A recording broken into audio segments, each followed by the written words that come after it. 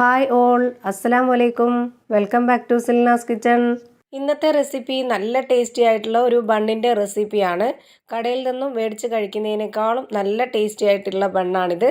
ഓവണൊന്നും ഇല്ലാതെ തയ്യാറാക്കിയിട്ടുള്ള ബണ്ണിൻ്റെ റെസിപ്പിയാണ്. നല്ല സോഫ്റ്റ് ആയിട്ട് പഞ്ഞി പോലെ ഇരിക്കുന്ന ഒരു ബണ്ണിൻ്റെ റെസിപ്പിയാണിത്.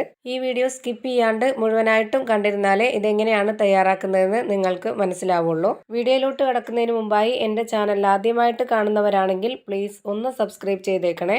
അതിൻ്റെ കൂടെ തന്നെ ഈ വീഡിയോസ് നിങ്ങൾക്ക് ഇഷ്ടപ്പെടുകയാണെങ്കിൽ ഒരു ലൈക്ക് ചെയ്യാനും മറക്കരുതേ. ഇനി റെസിപ്പിയിലോട്ട് കിടക്കാം.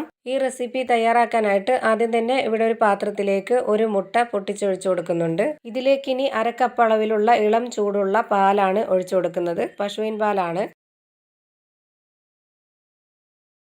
ഇനി ഇതിലേക്ക് ഒരു നുള്ള് ഉപ്പിട്ട് കൊടുക്കാം. അടുത്തതായി ഇതിലേക്ക് ഇതുപോലൊരു സ്പൂൺ അളവിൽ ഈസ്റ്റാണ് ഇട്ട് കൊടുക്കുന്നത്. ഡ്രൈ ഈസ്റ്റോ ഇൻസ്റ്റന്റ് ഈസ്റ്റോ ഏതായിരുന്നാലും കുഴപ്പമില്ല. ഇനി ഇതിലേക്ക് മധുരത്തിന് ആവശ്യമായിട്ടുള്ള പഞ്ചസാര 50 ഗ്രാം അളവിൽ ചേർത്ത് കൊടുക്കുന്നുണ്ട്. കടയിൽ നിന്ന് മേടിക്കുമ്പോൾ കിട്ടുന്ന ബന്നിന് ഇത്രയും മധുരം കാണത്തില്ല. ലൈറ്റ് ആയിട്ടുള്ള ഒരു മധുരമേ കാണത്തുള്ളൂ. ഇത് അത്യാവശ്യം മധുരമുണ്ട്. ഒരുപാട് നല്ല മധുരമല്ല, എന്നാലും അത്യാവശ്യം നല്ല മധുരത്തോടെ കഴിക്കുന്ന ഒരു ബന്നായിട്ടാണ് ഞാനിത് ഉണ്ടാക്കുന്നത്. നിങ്ങൾക്ക് ഇത്രയും മധുരം വേണ്ടാന്നുണ്ടെങ്കിൽ ഇതിന്റെ പകുതി ചേർത്ത് കൊടുത്താൽ മതി. നമ്മൾ വീട്ടിലുണ്ടാക്കുമ്പോൾ നമ്മുടെ ഇഷ്ടത്തിനനുസരിച്ച് ഉണ്ടാക്കി കഴിക്കാവുന്നതല്ലേ. അതുകൊണ്ടാണ് ഞാൻ അതിനനുസരിച്ചുള്ള മധുരവും കൂടെ ഇട്ട് കൊടുത്തത്. ഇനി ഇതിലേക്ക് ഉപ്പില്ലാത്ത ബട്ടർ 100 ഗ്രാം അളവിലാണ് ഇട്ട് കൊടുക്കുന്നത്. ബട്ടർ ചേർത്ത് കൊടുക്കുമ്പോൾ ഇതുപോലെ സോഫ്റ്റ് ആയിട്ടുള്ള ബട്ടർ ആയിരിക്കണം ചേർത്ത് കൊടുക്കേണ്ടത്. ഇതുണ്ടാക്കാനായിട്ട് 1 മണിക്കൂർ മുമ്പ് ബട്ടർ ഫ്രിഡ്ജിൽ നിന്നും എടുത്ത് പുറത്ത് വെച്ചിരിക്കണം. അപ്പോൾ ഇതുപോലെ നല്ല സോഫ്റ്റ് ആയിട്ടുള്ള ബട്ടർ ആയിട്ടിരിക്കും. ഇനി ഇത് നന്നായിട്ടൊന്ന് ഇളക്കി യോജിപ്പിച്ച് കൊടുക്കാം. ബട്ടർ ഇതുപോലെ നന്നായിട്ട് ഇളക്കി യോജിപ്പിച്ച് കൊടുത്താലും ഇതുപോലെ തരിതരിയായിട്ട് കിടക്കും. അത് കുഴപ്പമില്ല. നമ്മൾ മാവിട്ടിട്ട് കുഴച്ചെടുക്കുമ്പോൾ കറക്റ്റ് ആയിട്ട് ഒരു പരുവത്തിൽ കിട്ടിക്കോളും. ഇനി ഇതിലേക്ക് 250 ഗ്രാം കപ്പിന്റെ അളവിൽ 2 കപ്പ് മൈദയാണ് ഇട്ട് കൊടുക്കുന്നത്. ഇതുപോലെ 2 കപ്പ് മൈദയും ഇട്ട് കൊടുത്തതിന് ശേഷം കൈവച്ച് നന്നായിട്ട് ഇതൊന്ന് യോജിപ്പിച്ചെടുക്കാം. ഇതുപോലെ നന്നായിട്ടൊന്ന് യോജിപ്പിച്ചെടുത്തതിന് ശേഷം നല്ല പോലെ ഇതൊന്ന് കുഴച്ചെടുക്കാം. ഇത് കുഴച്ചെടുക്കാനായിട്ട് ഇത്തിരി സമയം വേണ്ടി വരും. നമ്മൾ എത്രത്തോളം നന്നായിട്ട് കുഴയ്ക്കുന്നോ അത്രയും നല്ല സോഫ്റ്റും നല്ല രുചിയായിട്ടുള്ള ബണ്ണാണ് കിട്ടുന്നത്.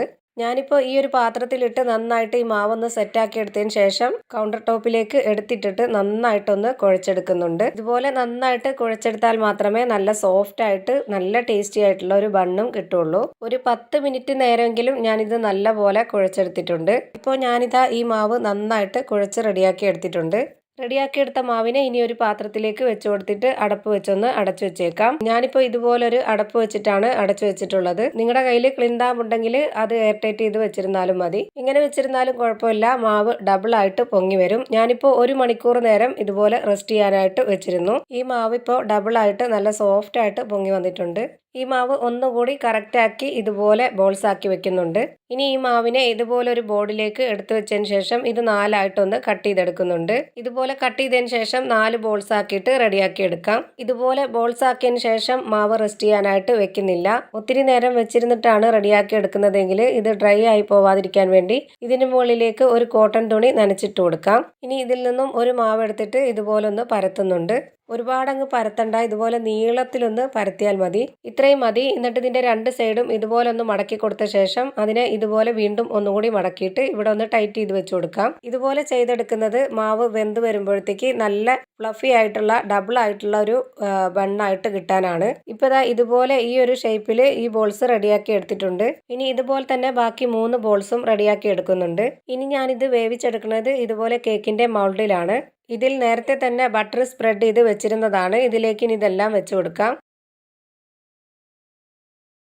ഇനി ഇതിന് മുകളിലേക്ക് ഒരു മുട്ട പൊട്ടിച്ച് ഇളക്കി കൊടുത്തത് ഒന്ന് സ്പ്രെഡ് ആക്കി കൊടുക്കുന്നുണ്ട്. ഇനി ഇത് വേവിച്ചെടുക്കാനായിട്ട് ഒരു അലൂമിനിയത്തിന്റെ പാത്രം ഇതുപോലെ 10 മിനിറ്റ് മുമ്പേ ലോ ഫ്ലെയിമിലിട്ടൊന്ന് ഹീറ്റ് ചെയ്ത് വെച്ചിട്ടുണ്ടായിരുന്നു. ഇതിലേക്ക് ഇത് ഇറക്കി വെച്ച് കൊടുത്തതിന് ശേഷം ഇതൊന്ന് അടച്ചു വെച്ചിട്ട് ലോ ഫ്ലെയിമിലിട്ട് തന്നെ ഇതൊന്ന് വേവിച്ചെടുക്കാം. 30 മിനിറ്റ് കഴിഞ്ഞതിന് ശേഷം ഞാനിത് തുറന്ന് നോക്കിയിരുന്നു. അപ്പോൾ ഇത് വെന്തിട്ടുണ്ടായിരുന്നില്ല. ഇപ്പോൾ ഒരു 45 മിനിറ്റ് അതിന് ശേഷം ഞാനിത് തുറന്ന് നോക്കുന്നുണ്ട്. ഇനി ഇത് വെന്തോന്ന് അറിയാനായി ഇതുപോലൊരു ടൂത്ത് പിക്ക് വെച്ചിട്ടൊന്ന് കുത്തി കൊടുത്ത് നോക്കാം. ഇപ്പോൾ ഇത് എടുത്ത് നോക്കിയപ്പോൾ മാവൊന്നും പറ്റി പിടിച്ചിട്ടില്ല. ഇപ്പോൾ ഇത് വെന്തിട്ടുണ്ട്. ഇപ്പോൾ ഞാനിത് മൗൾഡിൽ നിന്നും എടുത്തു മാറ്റി ഇതുപോലൊരു ബോർഡിലേക്ക് വെച്ച് കൊടുത്തിട്ടുണ്ട്.